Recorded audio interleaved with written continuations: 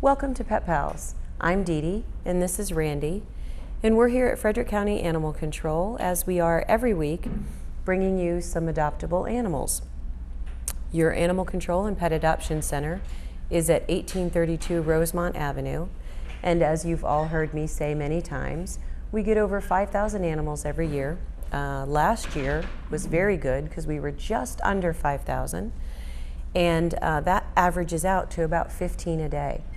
So there's no way we could bring them all to you on TV in some kind of timely manner unless we just filmed our day. So we like to bring you those that are available every week so that you can see a sample of the kinds of animals and the stories that land animals in the animal shelter for lack of a home. This first guest is Benson, and we are filming on Friday morning, even though you won't be seeing this until later in the week. And Benson was removed from his cage and brought into our makeshift studio before eating his breakfast. We usually wait until after they're fed. So this super affection mode that you see of Benson is he is inquiring of Randy, where is the breakfast? So a lot of times people imagine that cats that are in the shelter are frightened and stressed out. And while that's absolutely true of semi-wild cats who end up here and have never been indoors before, the cats that we offer for adoption are previous pets and they already have an affinity for people and an understanding that people take care of them. Those are sweet in our pocket. So Randy just said Benson found dog treats in Randy's pocket. So they're very aware that what time we feed, what they can expect next, who's going to take care of them. So Benson is letting Randy know that it's time to eat and that he should definitely have been fed before having to come out to do some work for us. So we'll see if cat treats can tide him over. But Benson is a year old, and he is, no, not interested in cat treats. He wants his full meal. He is about a year old, and as you can see, a beautiful black and white cat. And all of our cats will be microchipped and neutered and started on their vaccines before you take them home. So it's really a great deal. And as you can see, Benson is going to be a great deal for anybody who wants to take him home. Our next guest is Rambo, and Rambo came from the same house as Benson. And as you can see, Rambo is more energetic, much more petite. He is also a year old, and what we know about these kitties is that they get along with other cats. Obviously, these guys live together, and it's possible, since they're close to the same age, that they're related to each other. We don't have them housed together, so they do not have to be adopted together. Oh my goodness. And yes, it is. So Rambo is very scared right now. No, he just wants to eat. Oh, Randy says no, he just wants his breakfast. Often when people come in to adopt a cat, they ask if we know if the cats have skills with other cats. And we love to share that with you because it's very important when choosing a new family member that you know everything you can about them. And that helps you to make a good match for your family. But we do understand that animals are not interchangeable. So absolutely take your time when you're thinking about which cat's going to make a good match for you and your family. Our next guest is Lauren. And Lauren is 1 to 2 years old, and she is a tortoiseshell, well actually Torby female, and that's a mix of tortoiseshell with tabby stripes. She's a very beautiful cat, and she is known to us because she raised 6 beautiful kittens who are of course all adopted. And that is very often the case with our foster moms. We have scores of families who take cats and their babies into their home during the spring and summer, raise them up so that they become healthy and strong and ready for adoption. And this is a way that we can save so many more cats than if we didn't have this option. And this little girl raised her kittens very well, was a great little mom, and her foster caretaker has written a lot about her personality and definitely recommends her as a pet. And if you want to have information about her kittens, we would share that with you as well. These cats are very often loosely owned in the neighborhood. There are sometimes more than one family feeding them, but when they show up with their litter of kittens, often that's what prompts people to take action, either calling one of the local charity groups in the community that will help with fostering cats, and when those groups are full, then they call or bring the cat and her kittens to us. It's also not uncommon for people to have a pet cat who delivers kittens to them, but research shows that about 80 to 90% of pet cats are spayed and neutered, so often the ones who bring kittens home are the cats that you would say to your neighbor, "It's not my cat, I just feed her." So one of the things that you can do instead of just feeding her is you can get in touch with the animal shelter with us at 301-600-1546 and let us know you have a cat that you're feeding, and we can tell you all about the community resources for helping to get her spayed before she has kittens, or if she has already delivered kittens, then explaining to you what the resources and help is available to help them get to the stage where they can be adopted out. And we are happy to help you with that as much as we can. Of course, we don't turn animals away. The problem at this time of year is that we get full, and so we always ask for your help if you're willing in becoming a foster home or volunteering with one of the charity groups or at our spay-neuter clinic, or some other way that you can help us to save more animals. It is a large undertaking every year to take in close to 5,000 animals and find new homes for them, and we couldn't do it without you. We appreciate all the help, and if you are interested and haven't gotten involved in the shelter before, call. We can let you know how to do it. There are also activities you can do that don't involve taking on animals. We totally understand that not everyone can do that. You can share their pet finder profiles. You can donate sheets and towels, which we can never have too many of.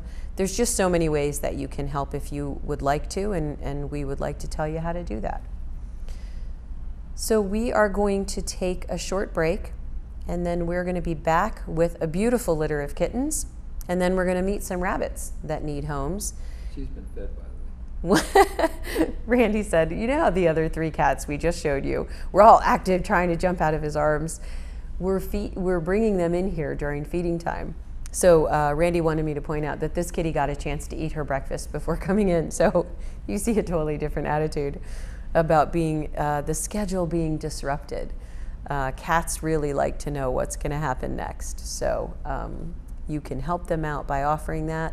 And as you know, we give you extensive information on how to introduce a cat into your house, just with that in mind. So we'll be back after a moment with more.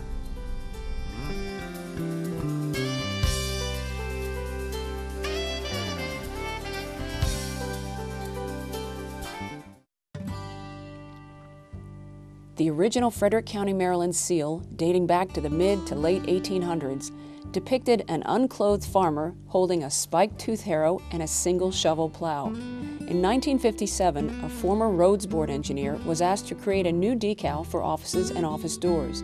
He used a worn-out stamp of the original seal that was found in the old county courthouse and worked with the National Decalcomana Corporation in Philadelphia to design a modernized version to emphasize agriculture and agribusiness, industrial development, and the historical character of Frederick County. This design was approved on May 15, 1957. In 1986, the Board of County Commissioners directed the Planning Department to revise the seal and make it more environmentally friendly by removing smoke from the smokestacks.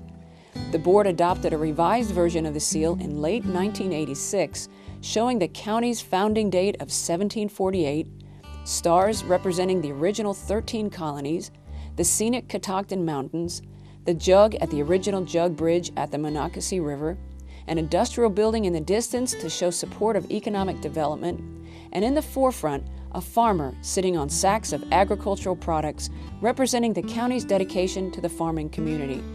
This seal is currently the official seal of Frederick County and may be seen on letterhead in county offices and public meeting rooms, as well as on the internet and on the county website and social media sites. For more information about the history of the Frederick County seal, visit www.frederickcountymd.gov/county seal.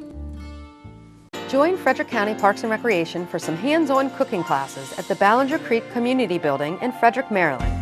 Some of the classes offered include cooking with your kids in our parent and child programs, have a night with your significant other in our date night classes, learn cuisines from around the world, or learn some basic cooking techniques. For more information, visit us at recreator.com or call 301-600-2936. We'll see you in the kitchen.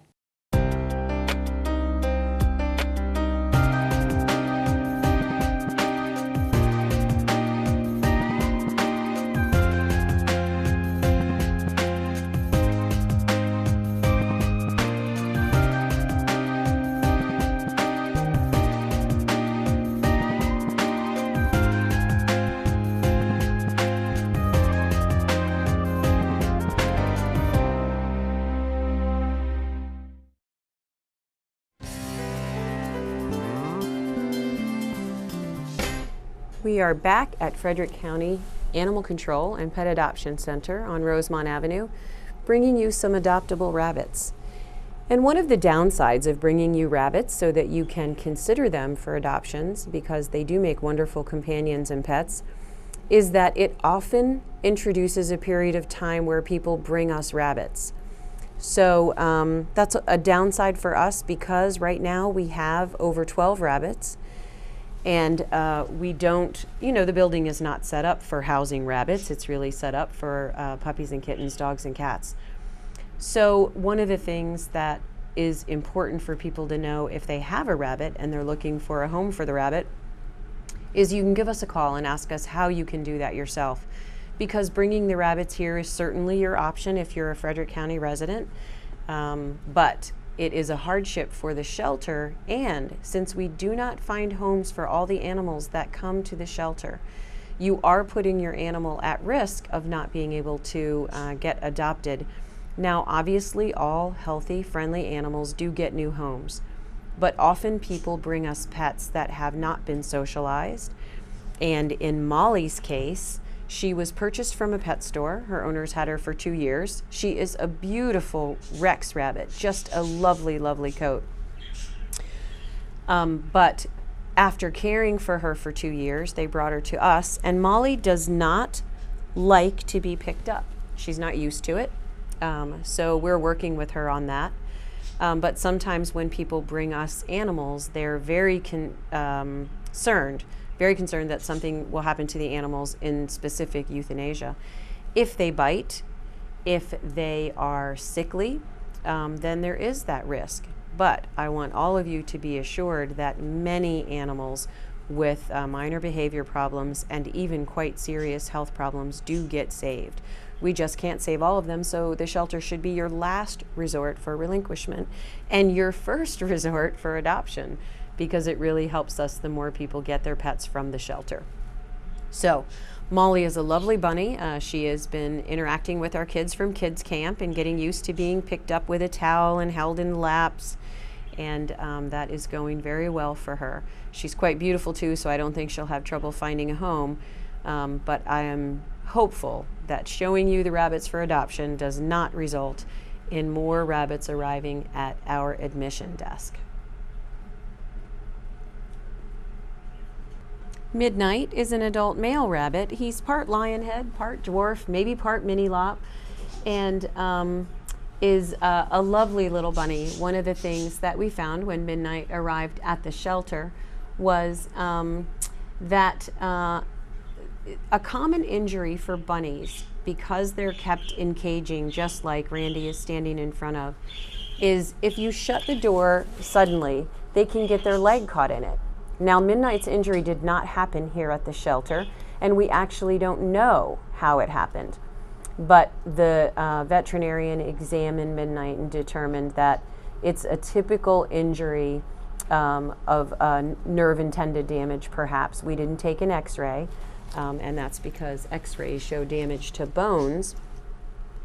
But Midnight does have a right front leg that splays out a little bit to the side.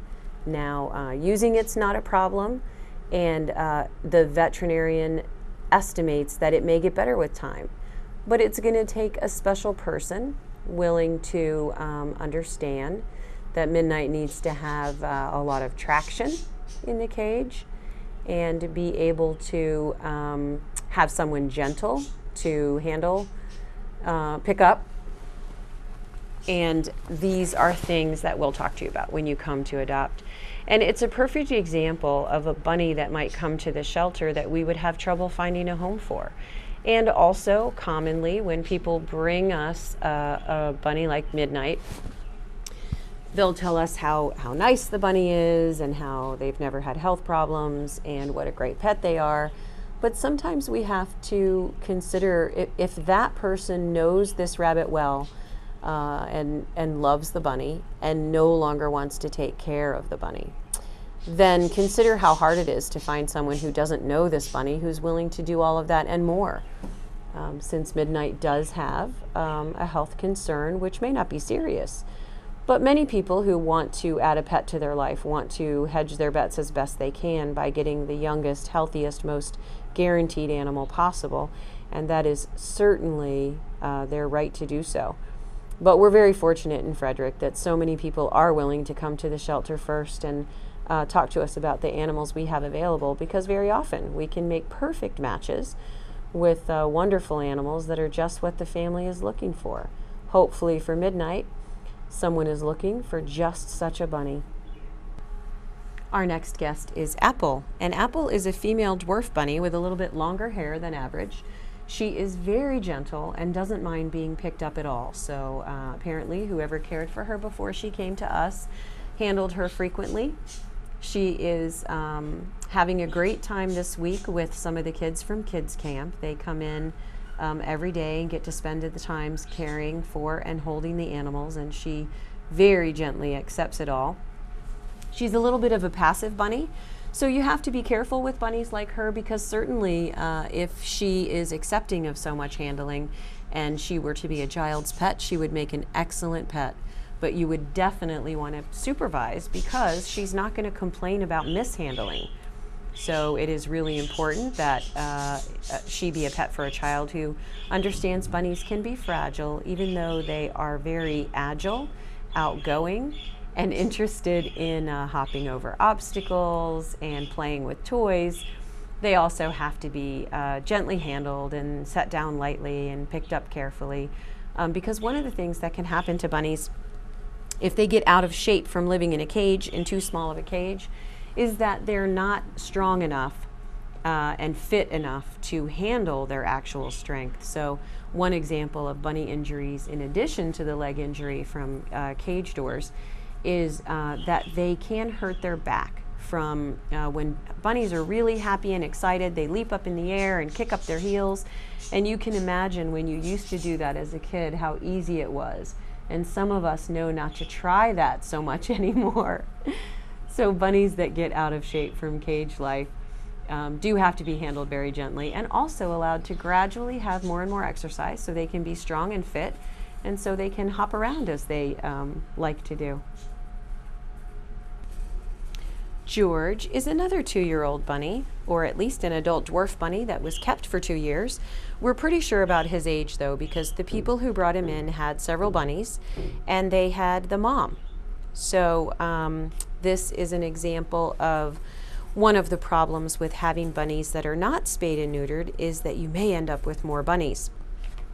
So George's siblings and family members are here. We have they're dwarf bunnies, so they're very tiny. They're not going to get any bigger than this.